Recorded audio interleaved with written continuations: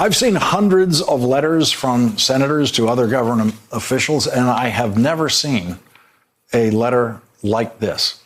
This letter is from two senators addressed to every member of the Trump cabinet. Those two senators are former attorneys general in their states, Senator Kamala Harris of California, Senator Richard Blumenthal of Connecticut. And in their letter, they are demanding that every member of the Trump cabinet, quote, take immediate action to identify and preserve all relevant evidence and cooperate with ongoing future investigations. Both senators are members of the Senate Judiciary Committee, and yesterday the chairman of that committee indicated there is an investigation he would like the committee to pursue. Chairman Graham said that he would be inviting Rudy Giuliani to testify before the Senate Judiciary Committee about, quote, corruption in Ukraine. Senator Harris responded to that on Twitter saying, good.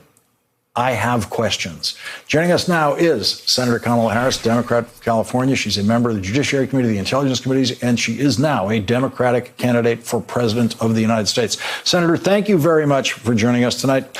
I want to begin with what reads like a prosecutor's notice letter saying, preserve all your documents. This comes from you and Senator Blumenthal, two former state attorneys general. You actually referenced that in your letter.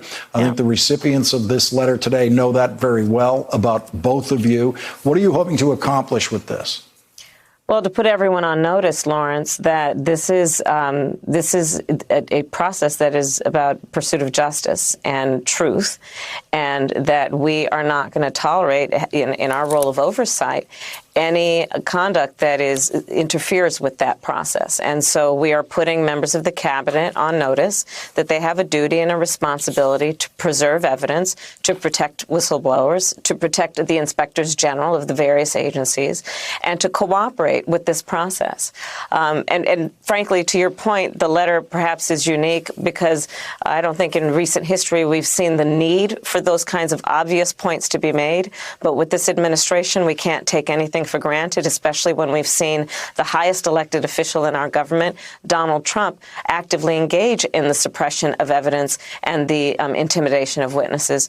So I applaud my colleague and friend, Senator Blumenthal, for all the work that he has done for so many years in the United States Senate. And he and I together have many shared experiences that tell us that as former prosecutors, this kind of letter and instruction is necessary with this administration. I saw one comment on Twitter today, actually, by Rick Stengel, a frequent guest on this program, saying that the White House counsel's letter yesterday to the House, to the committees about the impeachment process, basically said that the Constitution is unconstitutional, which I think is the shorthand for it. I want to get your reaction to it as a lawyer. I want to get a legal, professional reaction to that letter. Well, Lawrence, there is everything that is, should be up is down and down is up with this administration, including that statement. It is ridiculous on its face.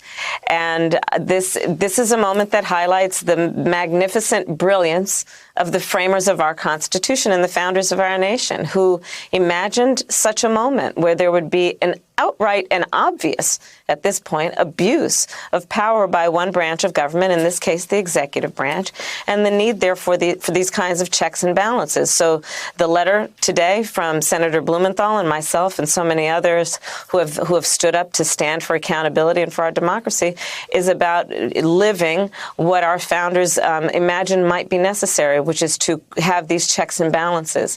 But that statement is ridiculous and is clearly just another example of members of this administration who, frankly, are violating their oath, Lawrence. And I say that purposely. It's not like they're ignoring it or overlooking it. They're violating it. They took an oath to defend the Constitution of the United States against all enemies, foreign and domestic. And I think it is clear that there are enemies who are American citizens, enemies to our democracy. And this is a moment where everyone should have the courage to stand up and speak to the values of our Constitution and our democracy and our system of justice. Senator, I, for one, believe that friends do not allow Rudy Giuliani to testify under oath. So you may never get your day in the Senate Judiciary Committee to ask him questions. I have a feeling that Lindsey Graham invitation won't ever really be delivered. But if it is, and if he delivers to cable news the gift of Rudy Giuliani testifying to your committee, what questions would you have for Rudy Giuliani?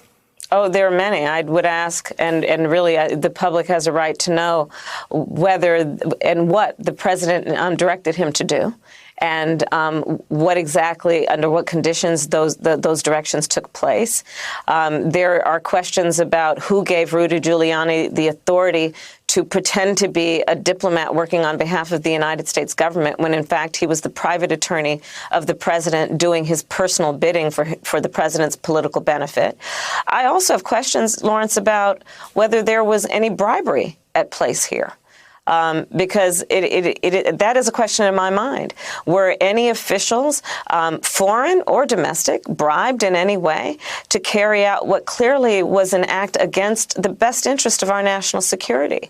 So I have a lot of questions, and I look forward to Rudy Giuliani testifying before the Senate under oath. I think it will be very revealing of the president, his administration, and the folks that he chooses to serve as his advisors.